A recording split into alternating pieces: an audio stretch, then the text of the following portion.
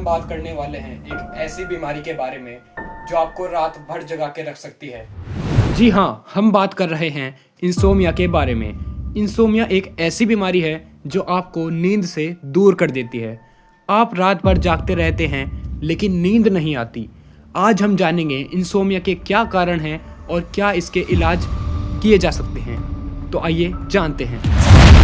तो अगर हम आसान शब्दों में समझें कि आखिरकार इंसोमिया है क्या, तो हम जानेंगे कि एक ऐसी स्टेज है जहां पर हम चाहकर भी नहीं सो सकते। और एक रिसर्च द्वारा ये पता लगाया गया है कि 10% ग्लोबल पॉपुलेशन इंसोमिया की शिकार है, जिसमें से 30% अडल्ट्स हैं। बेसिकली इंसोमिया 3 प्रकार का होता है: ट्रांजिएंट इंसोमिया, एक्यूट इंसोमिया और क्रोनिक इंसोमिया। तो आइए तीनों प्रकार के इंसोमिया को डिटेल में समझते हैं। तो सबसे पहले हम समझते हैं एक्यूट इंसोमिया को। अब हालांकि एक्यूट इंसोमिया एक सामान्य प्रकार की बीमारी है जो कि कुछ दिनों से लेकर कुछ हफ्तों तक सस्टेन कर सकती है, जिसमें हमें रात को नींद न आना, बार बार बीच में नींद खुलना जैसी समस्याएं का सामना करना पड़ता है। एक्यूट इंसोमिया होने के कई कारण हो सकते हैं, जिसमें से पहला कारण है स्ट्रेस। और ये काफी मेजर कारण है क्योंकि हम लोगों को पता ही नहीं चलता कि हम स्ट्रेस कंडीशन में आ चुके हैं और रात को हमें नींद लेना मुश्किल हो जाता है, जिसकी वजह से हम एक्यूट इंसोमिया के शिकार हो जाते हैं। वहीं पे इसका दूसरा कारण हो सकता है अनहेल्दी ईटिंग, अनहेल्दी लाइफस्टाइल। अगर हम अनहेल्दी फूड कंज्यूम करते हैं all the time of day, तो ये मेजर कारण बन सकता है एक्यूट इंसोमिया कॉज का। और तीसरा इसका सबसे बड़ा आज के टाइम में जो कारण बना हुआ है वो है the use of electronic device. हम मोबाइल पर इतने ज्यादा निर्भर हो चुके हैं कि बिना मोबाइल को बेड टाइम पे यूज करे हुए हमको नींद ही नहीं आती। तो ये इसका सबसे मेजर कारण माना जाता है एक्यूट इंसोमिया का। तो आइए वीडियो में आगे बढ़ते हैं और जानते हैं एक्यूट इंसोमिया से बचने के कुछ तरीके, जिसमें से पहला तरीका है owning a better and healthier life style. Means अपने लाइफ स्टाइल में ऐसा चेंज करना जो आपके लिए हेल्दी हो, आपकी बॉडी के लिए हेल्दी हो। और दूसरा तरीका है मेडिसिन बेस्ड, जो कि अंडर डॉक्टर सस्पेंशन ही रेकमेंडेड है।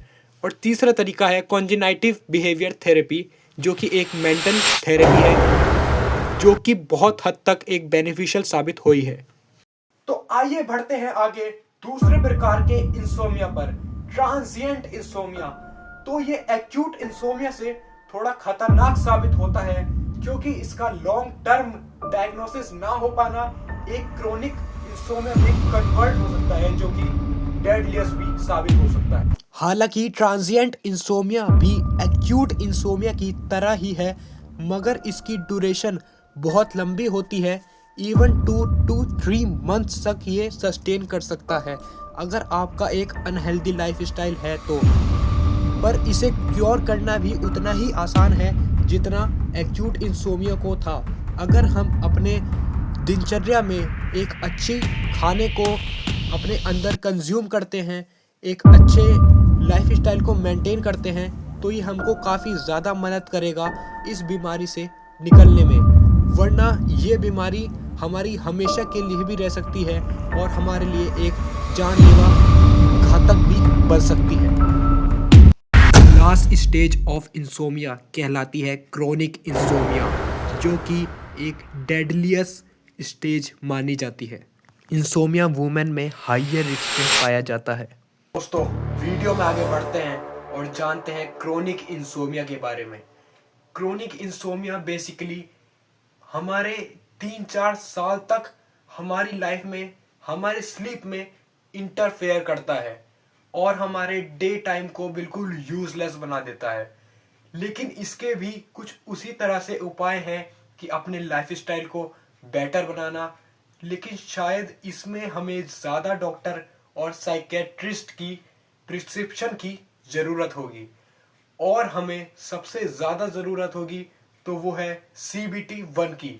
तो आइए वीडियो में आगे बढ़ते हैं और जानते हैं CBT-1 के बारे में, कॉन्जेनाइटल बिहेवियर थेरेपी फर्स्ट।